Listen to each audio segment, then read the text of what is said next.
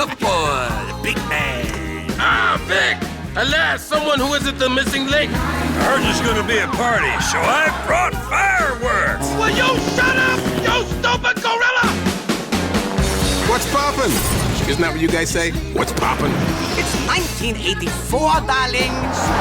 All right, ladies and gentlemen, let's pop. Grand Theft Auto, Vice City Stories, rated M for mature. What's up, boys? Time to partay on the big boat. Booze cruise time. What are you talking about? Zip Davis corporate party boat. Mandate. Yeah, we have so much work. Required. Yes. Required? Yes. You are going. You have to go, and you have to have fun. Wait, so. we have to put out a web show this week? Yeah, you have to do that too. Oh, okay. Yeah, I'm not exactly super thrilled about it either. We'll eat some cake, drink some beers. Cruise? Booze cruise. Let's do it. All right. I'll go, but I don't want to drink. God. You have to drink. The show's coming out on Drink Saturday this week. Jason's already drinking. Nice. Hey, I don't wanna go to work today. Wanna stay home and play all my video games on the One Up Show. You know you'll be a star on the One Up Show. You already are. One up, one up, one up, one up, one up, one up, one up, one up, one up on the One Up Show. One up, one up, one up, one up, one up, one up, one up, one up, one up on the One Up Show.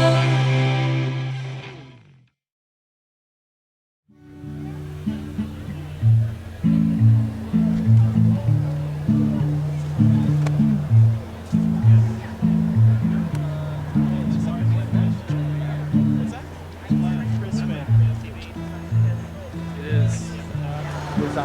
You ready to sail the seas of cheese? Should be working. I guess so. Is that us? Empress Hornblower? Yeah, the Hornblower. It's us.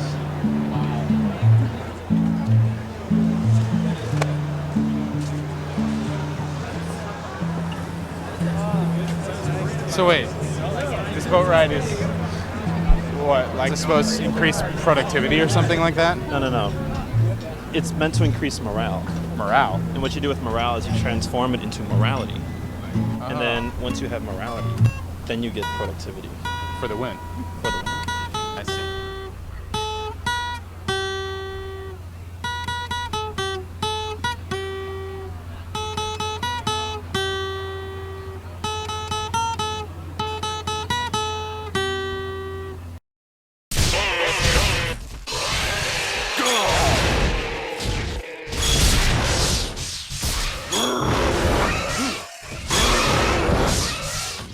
The Phantasy Star Beta came out. You and me jump on. First day it's available. Yeah. I had it downloading that morning. And that night we're playing at like 2 o'clock in the morning.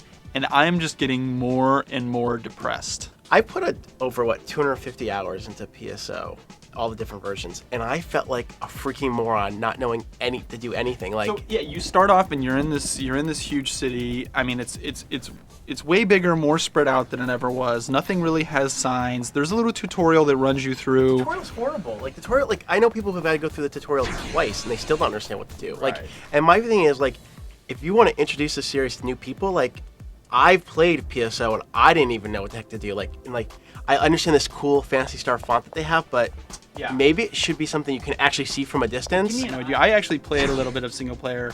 I'm really not interested in it. It's kind of a throwaway thing, and I kind of wish single player and actually was more like it used to be. Yeah. And now I know they have like this extra mode where basically you create this character and you go on these missions like the online game, but you use your party's built on characters you've met in the single player game.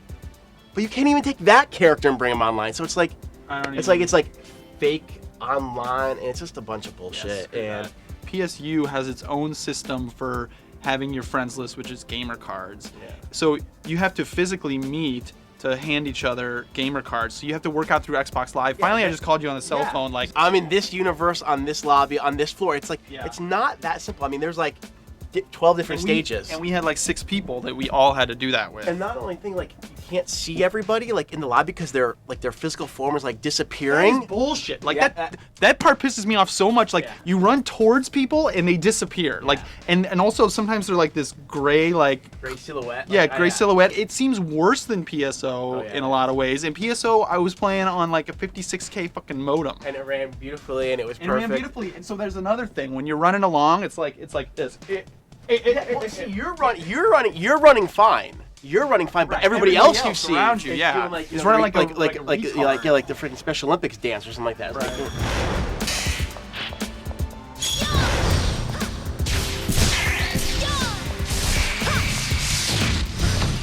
Another thing that I know we were all bitching about was the graphics. Like, a lot of the graphics, honestly, I'm like, give me PSO.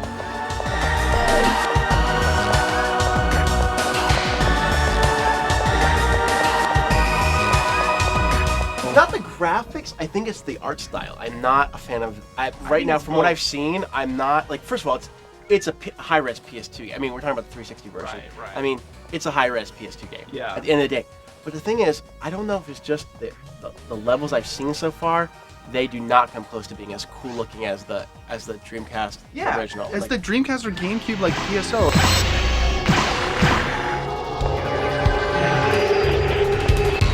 Actually surprised at character customization. I was actually hoping for there's more options, but there's not a ton more options. Some of the options there's like 18 different kinds of eyebrows.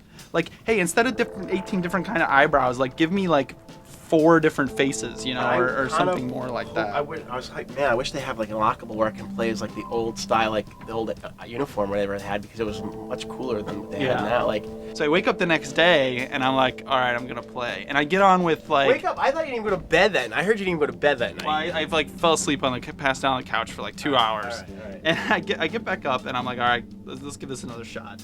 I get on with like 5 strangers, one of which is the most annoying, like quintessential Xbox Live annoying kid. Like, hey guys, where are we gonna go, guys? Hey, what was the sword, guys? I thought he was speaking a foreign language at first. No, you're not gonna steal from fun. Okay, you get 1 kill. 1 kill, understood? Then you give back to me. Oh, stop. You're right, we should go, man. Hey guys, my idiot apprentice is playing and he's kind of stupid.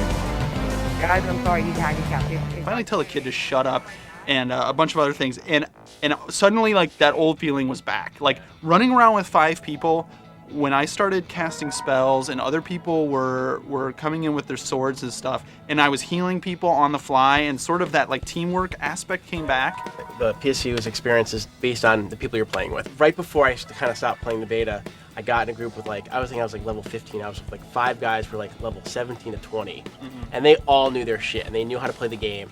And we were just like steamrolling through levels, and it was awesome.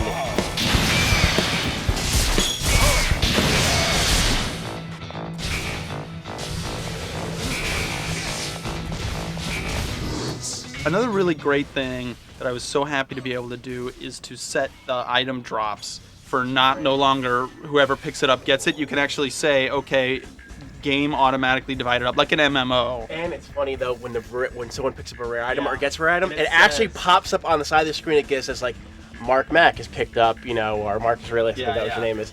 Picks up, you know, a rare like Rappy Feather or something like that, times 7. You're like, oh, so everybody knows. Everybody knows. So if you don't have it on random, you know who's like going around and picking up all the crap. You know, it has the PSO gameplay where, and it's actually enhanced, like the combo system. Like, so basically everything is based on photon arts. Like, it's based on where your magic and how powerful you are. And now, if you attach that to a weapon, like I was a hunter, so instead of just doing the normal 3-hit combo, I could combo it up now to be like 6 hits. And now you can hold like a gun in one hand, a sword in the other, so you can kind of switch back and forth. So the combat is enhanced.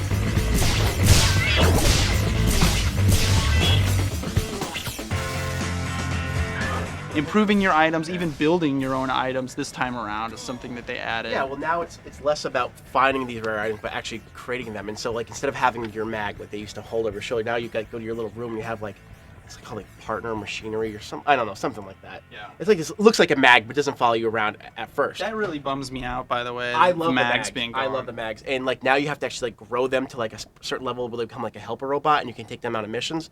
But regardless, they're like you go to that spot, and they'll actually create weapons for you. So you basically have to get like almost like a recipe for it first, And you can create more than just weapons. You can create armor. You can create like health items and stuff like that.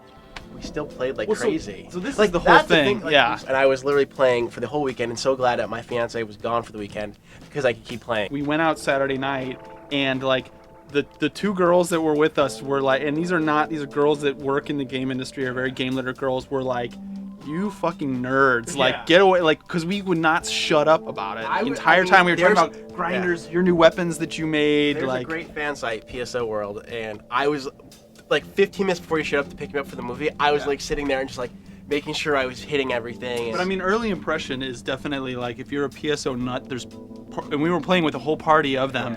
This game is going to annoy you, it's going to piss you off, but you are still going to play it and love it. Yeah, and the thing is, like, I'm ripping off, like, I don't like this, I don't like that, I don't like that, and then it's like, but it's got that formula down that we love from PSO.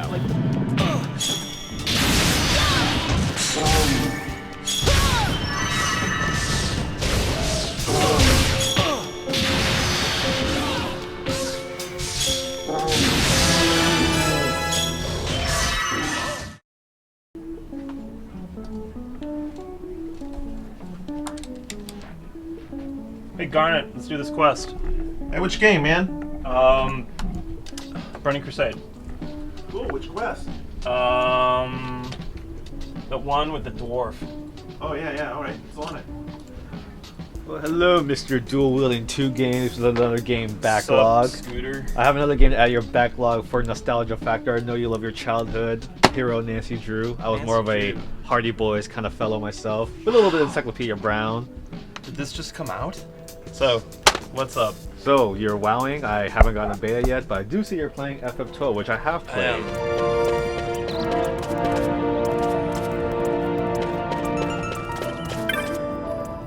FF12. Great FF or greatest FF? How about greatest FF ever? I'm sick of this. I'm over it. Shut up. You're an idiot. I'm so tired of this conversation. I'm tired of you. Is this a...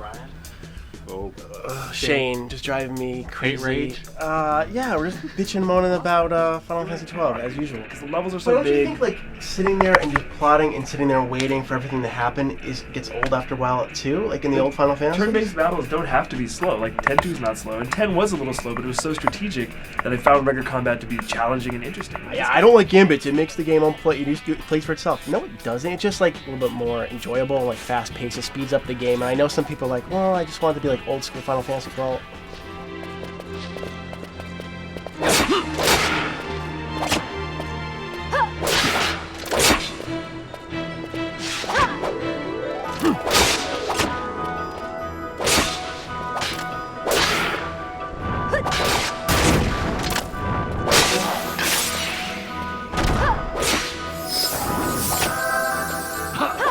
In this game, regular combat was never challenging, never interesting, and then when I got to boss battles, they were like too hard because you're so used to using your gambits. But see, that's the thing. The more you play the game, the gambits, like you starting to learn how, like which gambits work. You get more of them. The boss battles actually become really fun. So by the end of the game, like you feel like you should have an RPG, like a total badass.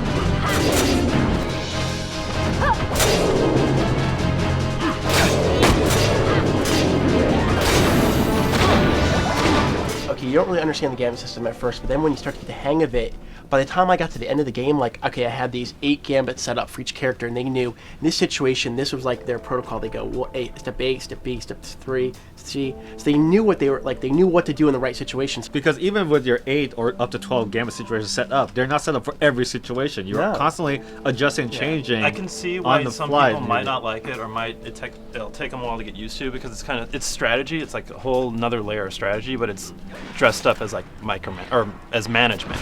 It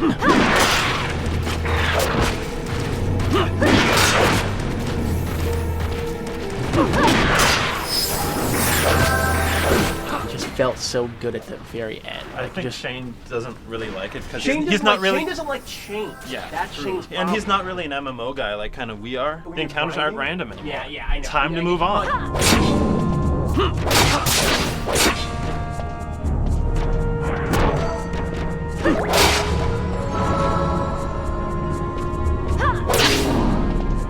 daunting till you understand it, and then like once you get the hang of it, it's like okay, it takes you 5 seconds to change what you want to do, and like you have one guy automatically steal while another guy is your heal person. It's like you want an old school 5F game? There's 11 of them. Yeah. And they're all being remade. Yeah, So. and the thing is, like, you can turn the system where so like you basically can pause the action at any time and like kind of tell this guy to do that. So you kind of do have that option. You can old school file. You can old school file to a degree.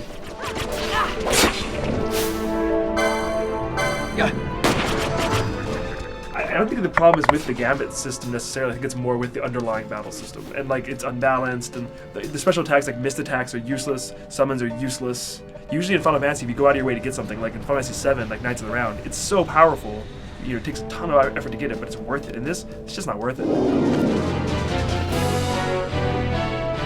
Yeah, I mean, you know. He doesn't like change, but yet he sees the Lost Odyssey trailer, which is all about not changing, and he's hating on that.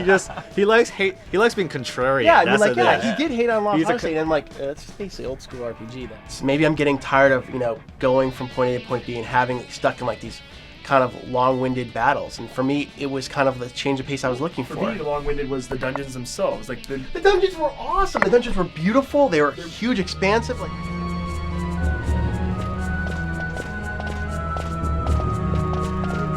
It reminds me how good a PS2 game can look. I mean, that game is absolutely gorgeous. From like the dungeons, they just like feel huge, and like the world just feels so different and alive. And the towns, CG game. The cities, I mean, they're phenomenal.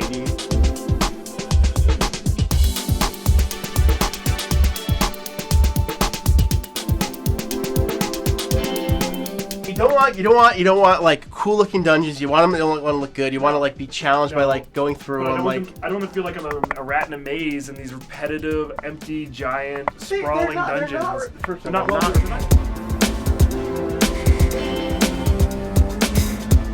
For me, I think another thing that shows that the franchise is evolving is the story. Like, what next thing you're gonna tell me? Like, you didn't like the story? I like the story, but the characters aren't quite as engaging as like Final Fantasy. But who cares? Like, I don't like. It's a different story. Like, it's definitely more of an adult story. It's like political and.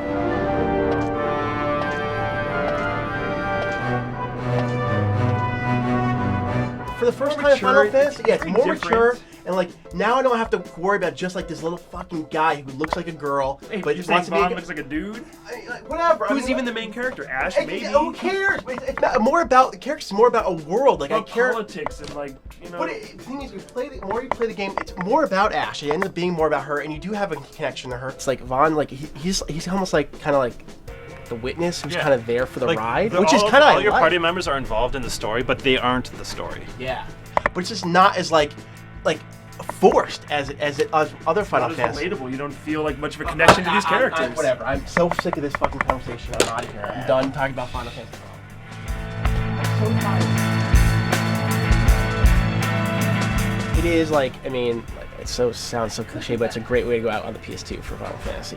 It is phenomenal. It's a great set. And every single time, every hour, it would get better and better and better and better for me. And like I remember, sitting here cranking at midnight playing this game and not even caring. Like I was during some deadline, and I was sitting here just playing. I was sick as a dog, and I was playing it. I did wanted to keep playing, and didn't want to write my review. So something's a great game when you're sad that it's over.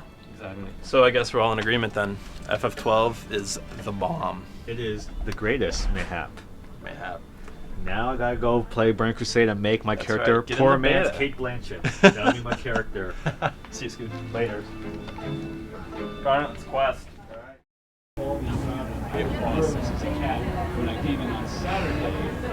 Man, this is like Deja Vu, dude. Yeah, it is. This is really familiar. Really familiar. You guys seen The Office? Yeah. Oh, yeah. Oh, yeah. Really? I walked up and Moose Cruise. Yeah. It'd be way better if Steve Carell was our boss, though. That would be awesome. I drove into it just a spectacular day, something like this. As I drove in, I just left the right behind. Would leave a beautiful night video. So check that out.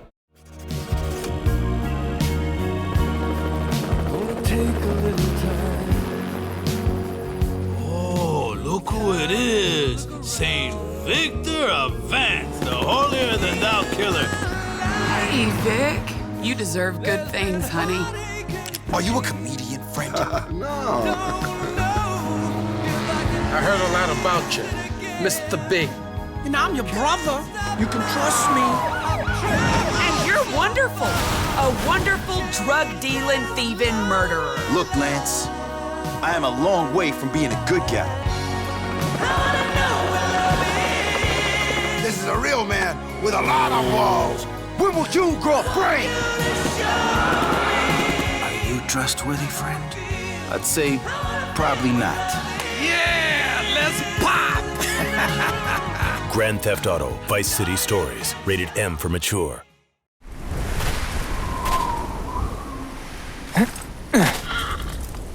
It's almost morning.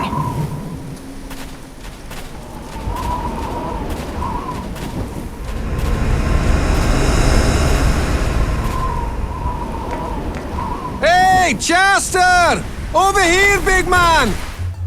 What's happening, man? Hey, man. You enjoying the cruise? I guess. I was supposed to be working, but I don't know. There's something nice about being on the middle of the ocean. I've been playing a lot of Rogue Galaxy lately, and, you know, aside from the fact that the starships look like real ships, it is essentially like Star Wars, and you do fly around in boats, so.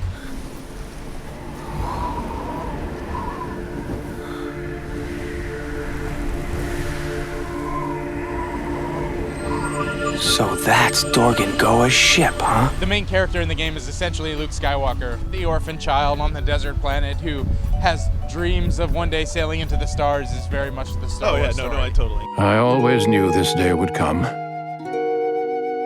Do you remember when you were just a boy? We'd always look up at the stars together.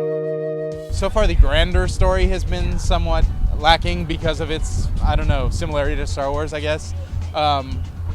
The characters and the intricate details of the story, I think, are fairly interesting, and it helps make Rogue Galaxy quite a fun game. And the art style is awesome, and that like is a big part of the draw. It's a big part of the payoff for going through all the battles, for going through all the combat. Same thing with the character design. I mean, either you like that, you know, that dark black outline, cell shaded style, or you don't. If you don't, then this isn't your thing. But if you do, it's like some of the best looking stuff I've seen on PS2. Dark Cloud 2 looked great. What they showed of True Fantasy Live Online when they were actually developing that game looked like really good, and Rogue Galaxy looks great. The lip syncing on the characters, even during the in-game cinematics, is like really, really nice, I think. And if you've played any of Level 5's previous games that have been localized for the US, then you kind of know that they've had a history of very good voice acting, and this one's no slouch. Oh man, the voices are awesome. I thought I told you to stay away. This has nothing to do with you. Leave! You know, though, don't you? Making this sacrifice won't change anything. The English is really good. Yeah, it's really put together well. And they say some stuff that you're like, wow, this doesn't necessarily sound like a sci-fi opera, but it sounds natural. Yeah. And it's funny. The interface is super smart. Like, even there's like the sphere grid equivalent, which is the way that you gain abilities for all of your characters. The Revelation board. The Revelation board. It kind of struck me as like the Final Fantasy 12 license board a little more because you're building through different licenses. It's kind of a combination of the two. Right. And that you have to collect items in the world makes you make decisions like, okay, so I have this restoration potion. Do I use it in my board or do I use it like in combat to help my guys? Exactly. When you get a new item that fits into the Revelation board anywhere, the Revelation board icon in your main menu screen is like flashing. Then when you get in, like each of the portraits for any of the people who can get a Revelation upgrade are flashing. Then when you click into their board, it's the item you can use is already highlighted. I mean, there's lots of this like kind of streamlining to the interface that you wish would be in every RPG. I don't know. It feels really simple to use. The levels in Rogue Galaxy are not randomly generated. They feel like they come from that same school of thought where it's, you know, kind of the same tiles that are running throughout the entire thing. But they are a little sparse. Yeah, they're sparse, but they're more detailed than the ones in Dark Cloud, which is nice. And they're giant. They're huge. After the Jungle Planet, the next one's, like you said, the Coruscant-like, very technologically advanced planet. But you end up very quickly getting thrown into prison. And so it has this kind of prison escape stage. It kind of looks the same the whole time as you'd imagine it might, and as other prison levels and other RPGs have looked in the past. But at the same time, the combat is so fun that I never got bored running through the level, even though it wasn't that interesting visually. You know, one of the things they did, especially in the jungle level with their level design, is that The levels, yeah, they're spread out, and some of the parts where you're going places are sparse, but they built it in nodes, and when you get to a node where something happens, that's where the detail is. Like you get to when you go into the jungle area, the first place you wind up is that guy's hut. And the hut is very detailed when you go in there. They spent the detail where it mattered, giving you nodes that are interesting to play in, and then the rest of the time you know, okay, you know what, I'm supposed to be going through this area. And the nice thing about it is that they do have save points scattered throughout the stages, and then you're quickly able to teleport between any of the save points, which allows you to navigate through these giant spaces very easily, which is really cool. This is level 5 doing what they know how to do. Yeah. Action RPG, lots of, it's real heavy on the button pressing. Yeah, it's mashy, but at the same time has enough strategy. Like you can control any of the 3 characters in your party. But I mean, I tend to control one character at once, and then they have that great thing where the secondary characters have special abilities, or even something as simple as using a heal potion. And when there's a point in the battle where it makes sense for that to happen, they'll like recommend to you that you use it. You hit a shoulder button to tell them what to do, and it fits seamlessly in the battle so that you can keep mashing on X and doing your combos. The recommend system is my favorite part of this battle system.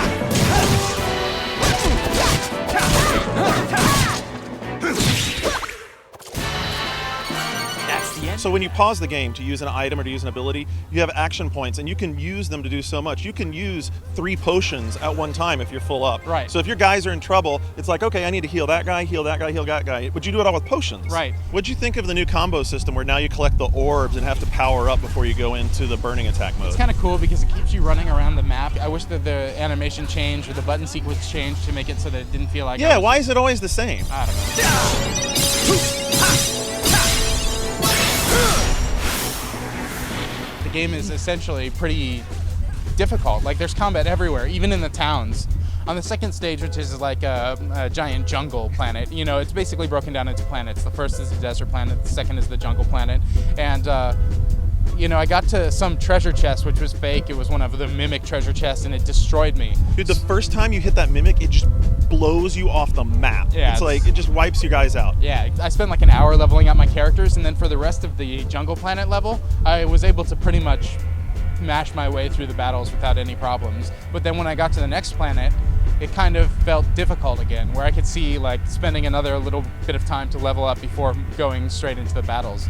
It kind of resets itself in that way, and that's kind of nice. As you get finished up with Final Fantasy XII, which is going to be like right around the time this comes out in January, yeah. This is like the perfect contrast for an RPG player. And you'll jump in, and it's got great art style, really colorful, engaging characters, funny, good dialogue, fast action. It's just going to be a big difference for you.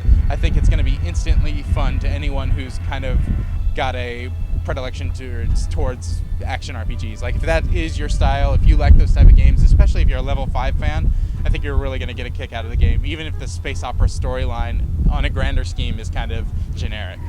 And so comes the end of one long day. Come dawn, I'll be leaving this planet. Something up there is waiting for me. I can feel it. And that's why I'm going into space.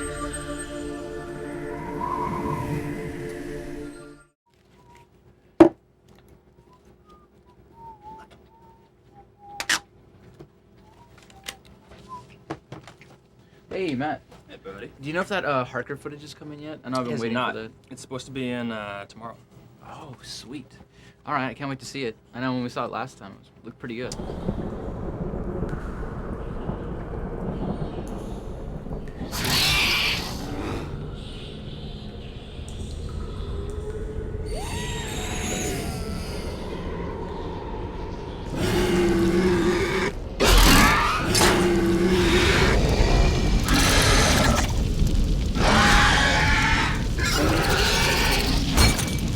So it is a survival horror game, and it's really about the up-close and personal combat between Harker and vampires.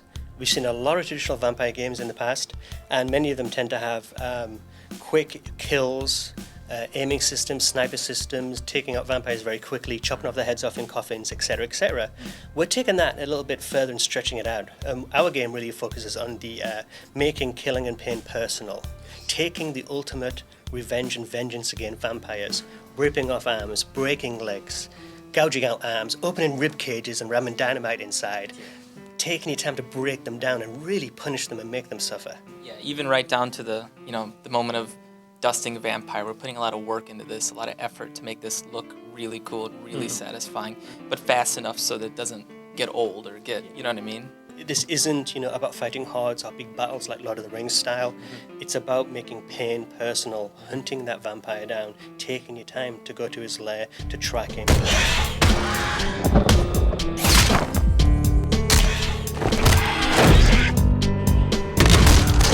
It looked like Buffy, but badass. Yeah. I mean, that's the basic pitch for the game, is that it's the collective's best game in the past, history. In my opinion, it's definitely their Buffy game, which is probably about 5 years ago. And this is basically Buffy if you take the license away, you make it more violent, more mature. So we're not suggesting we're going to make another Buffy game, but what we are suggesting is we have a lot of team members who went through the whole process of designing a really solid combat system. So we're going to take the essence of what the key learnings were from the staff and interject them into this new gothic horror type game. So how do you do that? How do you mix a horror game with the all-out action? Because you see stuff like The Suffering that kind of does similar thing, but some people have said that making a game too action-oriented kind of makes it less scary.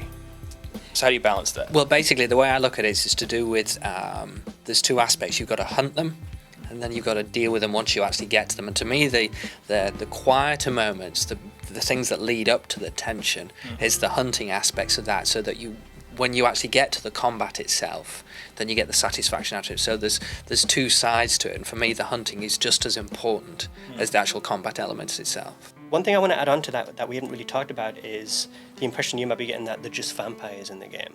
We have this thing we're calling the animalistic rage aspect to these creatures, or the feral aspect. So yes, you might have a bipedal human basic fodder type creature. He can climb up walls, he can skitter across ceilings, but if you make him suffer or create too much pain for him, he enters into this rage state. And it's almost like a dynamic transformation into his original sort of hysterical animal creature. So it might be the last 10% of his life, and he turns into more like a wolf type creature or some other animal. So it isn't just about vampires either. And then on top of that, not to try to dilute this too much, the environment takes place in Victorian London, but as soon as we say that, you're thinking wrought iron gates, old brick houses, foggy streets. It really isn't about that. It's about the underbelly of London, the part you don't see.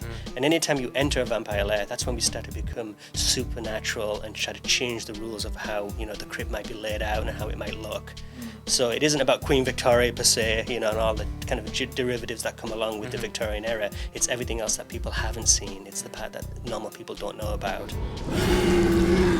Every death was really gruesome. There was the wine press that shut on the guy that you... Exactly. They were showing us concept sketches of a few of the different environments, and they're okay, we really wanted to focus on this wine cellar first because there was so much potential for what you could do in it just to destroy people. You kind of always went back to the wine cellar. We like the idea of going down into the belly of a location, really sort of secretly finding their lair, being very smart as a player, and the way we talked about the way you hunt them down, you travel, you find their location, you go in there. And so we chose the wine cellar as our location for the prototype. And then of course you can crush vampire heads in the wine press. Yeah, and that really was an original wine press right there. Can you believe they had them? I don't think they were crushing vampires with it though. I think they were making wine. Often you see these games that are, very similar to each other, and at the very least, I mean, this game looks cool in many ways, but its main core is just, combining combat that we haven't really seen in anything with survival horror in a different kind of way. So. All right, well, I gotta finish getting ready. I got a bunch of stuff to pack. Okay. All right, well, catch you later, man. Good to see you. I am the king of the world!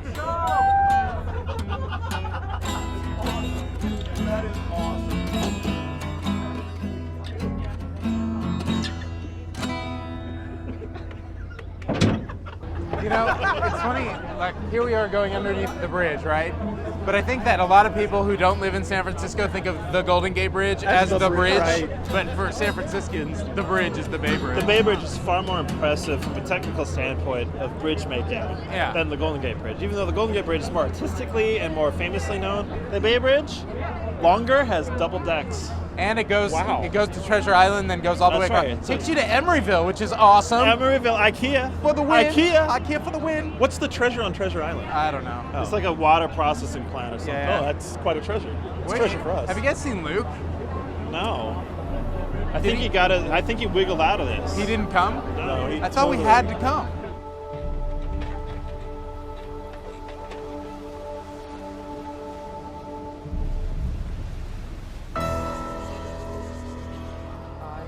I have defied gods and demons. Oh, here he is, tough boy, the big man. It's nice to meet you. I've heard a lot about you. Ah, Vic! Alas, someone who isn't the missing link! I'm gonna give you a shotgun suppository. Will you shut up, you stupid gorilla! This is rock and roll, so not flipping flower arranging. What's poppin'? Isn't that what you guys say? What's poppin'? This is Lance Vance Dance. It's 1984, darling. You wanna bump, man? No. Well, I do. Are you man? Yeah! Victor Mans, this is a real man.